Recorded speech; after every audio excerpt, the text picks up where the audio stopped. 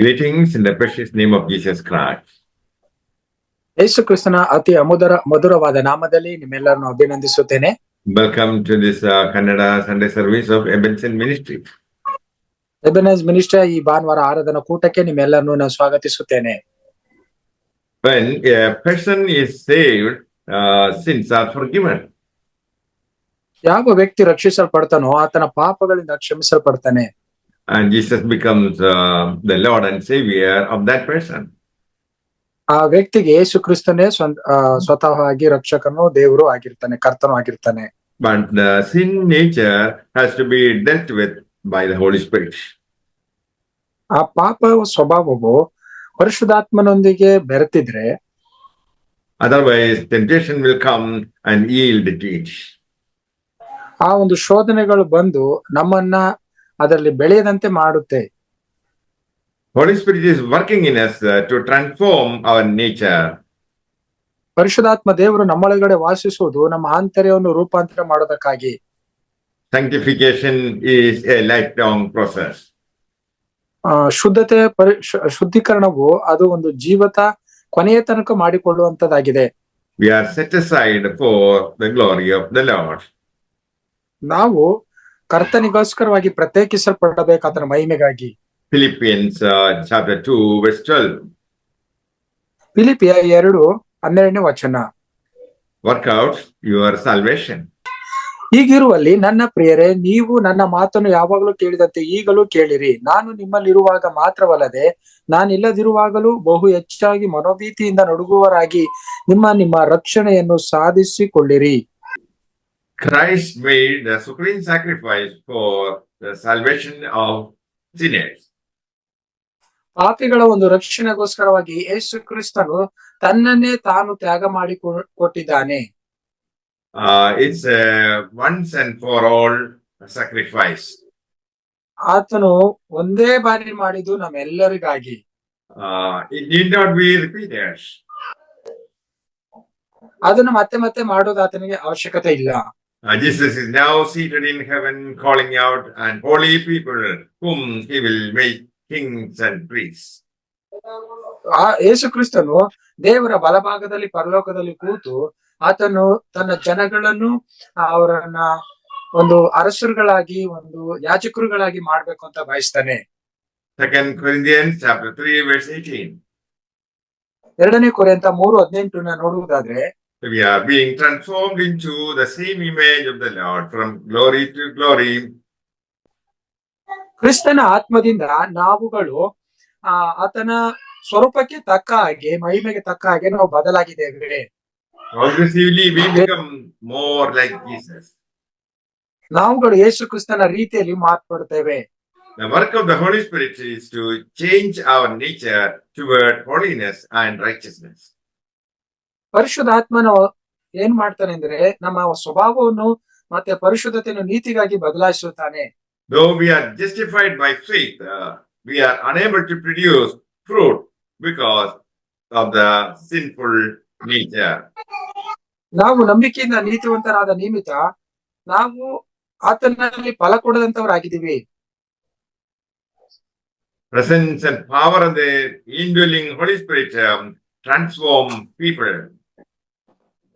ನಮ್ಮ ಆಂತರ್ಯದಲ್ಲಿ ಒಳಗೊಂಡಿರುವಂತಹ ಪವಿತ್ರಾತ್ಮ ದೇವರು ನಮ್ಮ ಜೀವಿತವನ್ನು ಸಂಪೂರ್ಣವಾಗಿ ರೂಪಾಂತರ ಮಾಡ್ತಾನೆ. They demonstrate God's holiness in their lives. ಆ ವ್ಯಕ್ತಿಗಳು ಪರಿಶುದ್ಧತೆಯನ್ನು ಅವರ ಜೀವಿತದಲ್ಲಿ ತೋರ್ಪಡಿಸುತ್ತಾರೆ.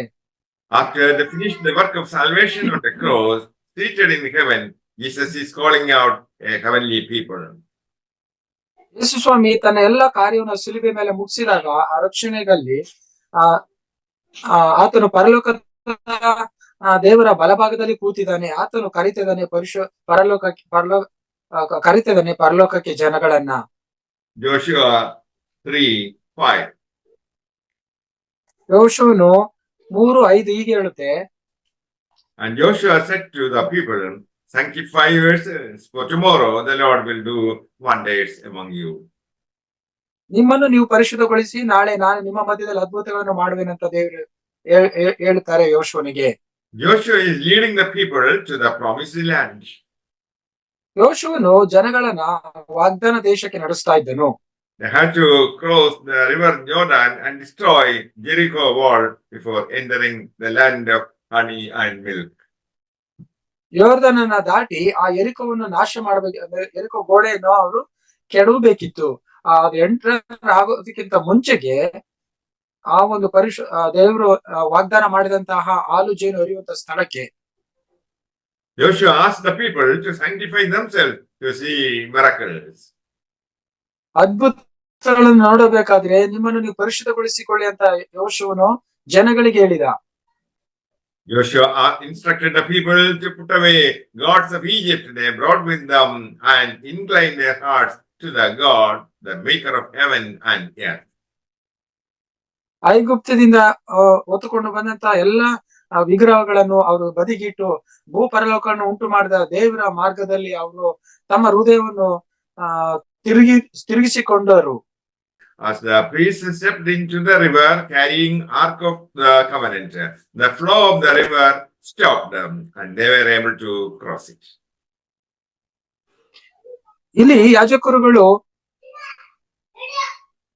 ದೇವರ ಮುದ್ರ ಮಂಜೂಷವನ್ನು ಹೊತ್ತುಕೊಂಡು ಆ ನೀರಿನಲ್ಲಿ ಕಾಲುಗಳನ್ನು ಇಟ್ಟ ತಕ್ಷಣನೇ ಆ ಜೋರ್ದನ್ನಿಂದ ಹರಿತದಂತ ನೀರು ಸ್ಟಾಪ್ ಆಗಿ ನಿಂತು ನಂತರ ಆ ಜನಗಳು ಆ ಒಂದು ಯೋರ್ದನನ್ನ ದಾಟುವುದಕ್ಕೆ ಸಾಧ್ಯವಾಯಿತು. The believers should follow word of God to see miracles in their life. ವಿಶ್ವಾಸಿಗಳಾದ ನಾವುಗಳು ದೇವರ ವಾಕ್ಯವನ್ನು ಕೈಗೊಂಡು ನಡೆಯುವುದಾದ್ರೆ ದೇವರ ಅದ್ಭುತಗಳನ್ನು ಕಾಣ್ತೀವಿ ನಮ್ಮ ಜೀವಿತಗಳಲ್ಲಿ. When the people shouted for the glory of God, the Jericho wall also fell before them. ಯಾವಾಗ ಅವರು ದೇವರನ್ನ ದೊಡ್ಡ ಧ್ವನಿಯಿಂದ ಸ್ತುತಿಸಿದ್ರು ಆ ಯೆರಿಕೋ ಗೋಡೆ ಮುರಿಯಲ್ಪಡ್ತು ದೇವರ ಮಹಿಮೆಯಿಂದ. Joshua warned the people not to take any of the crushed things from the ruined city of Jericho. ಈ ಯೆರಿಕೋದಲ್ಲಿ ಹಾಳಾದ ಒಂದು ನಾಶವಾದ ಯೆರಿಕೋದಲ್ಲಿ ಇದ್ದಂತ ಯಾವ ವಸ್ತುಗಳನ್ನು ಸಹ ನೀವು ತೆಗೆದುಕೊಂಡು ಹೋಗಬೇಡಿ ಅಂತ ಯೋಶುವನು ಆಜ್ಞಾಪಿಸಿದ ಜನಗಳಿಗೆ. Believers are set aside to worship holy God. ವಿಶ್ವಾಸಿಗಳಾದ ನಾವುಗಳು ದೇವರು ಆರಾಧಿಸುವುದಕ್ಕೋಸ್ಕರವಾಗಿ ನಮ್ಮನ್ನು ಆತನು ಪ್ರತ್ಯೇಕಿಸಿದ್ದಾನೆ. They should not be polluted by anything of this world. ಈ ಲೋಕದ ಯಾವ ಕಾರ್ಯಗಳಿಂದಲೂ ಸಹ ನಾವು ನಾಶನಕ್ಕೆ ಒಳಗಾಗಬಾರದು. King David said, if I regard iniquity in my heart, the Lord will not answer my prayer. ನಮ್ಮಲ್ಲಿ ಪಾಪ ಅಪರಾಧ ಏನಾದ್ರು ಇರುವುದಾದ್ರೆ ದೇವರು ನಮ್ಮ ಪ್ರಾರ್ಥನೆಯನ್ನು ಕೇಳುವುದಿಲ್ಲ. Believers should worship the Lord in truth and spirit. ವಿಶ್ವಾಸಿಗಳಾದ ನಾವುಗಳು ಆತನನ್ನ ಸತ್ಯದಿಂದಲೂ ಆತ್ಮದಿಂದಲೂ ಆರಾಧಿಸುವಂತರಾಗಬೇಕು. We are being sanctified by the power of the Holy Spirit and the word of God. ಪರಿಶುದ್ಧಾತ್ಮನಿಂದ ಮತ್ತು ದೇವರ ವಾಕ್ಯದಿಂದ ನಾವು ಶುದ್ಧೀಕರಣಗೊಂಡಿದ್ದೇವೆ. Then every Jericho wall in your life will fall. ಎಲ್ಲ ಯೆರಿಕೋ ಗೋಡೆ ಅಂತ ಕಟ್ಟಲ್ಪಟ್ಟವುಗಳು ಬೀಳಲ್ಪಡ್ತವೆ. Jesus asked us to pray, our Father in heaven, hallowed be your name. ಪರಲೋಕದಲ್ಲಿರುವ ನನ್ನ ಪರಿಶುದ್ಧನಾದ ತಂದೆ ನಿನ್ನ ನಾಮವು ಪರಿಶುದ್ಧವೆಂದು ಎಣಿಸಲ್ಪಡಲಿ ಅಂತ ಯೇಸು ಸ್ವಾಮಿ ತನ್ನ ಪ್ರಾರ್ಥನೆಯನ್ನು ನಮಗೆ ಕಲಿಸಿಕೊಟ್ಟಿದ್ದಾನೆ. People of God should do the will of God and bring glory to God. ಜನರು ದೇವರ ಚಿತ್ತವನ್ನು ನೆರವೇರಿಸುವಂತರಾಗಬೇಕು, ದೇವರಿಗೆ ಮಹಿಮೆ ತರುವಂತರಾಗಬೇಕು. Bring your life for the glory of God. ನಮ್ಮ ಜೀವಿತವನ್ನೇ ಕರ್ತನ ಬಳಿಗೆ ತರಬೇಕು ಆತನ ಮಹಿಮೆಗಾಗಿ. You will be surprised to see the move of God in favor of you and your descendants will be blessed. ನೀವು ಆಶ್ಚರ್ಯ ಪಡ್ತೀರಾ, ದೇವರು ನಿಮ್ಮ ಮೂಲಕ ಚಲಿಸಿ ಆತನ ದಯೆಯನ್ನು ನಿಮ್ಮ ಸಂತತಿಗೆ ಆಶೀರ್ವದಿಸುವುದನ್ನು ನೀವು ನೋಡಿ. May the Lord bless you all with these words. Amen. ಈ ವಾಕ್ಯದ ಮೂಲಕ ಕರ್ತ ನಿಮ್ಮನ್ನು ಆಶೀರ್ವದಿಸಲಿ. ಆಮೆನ್.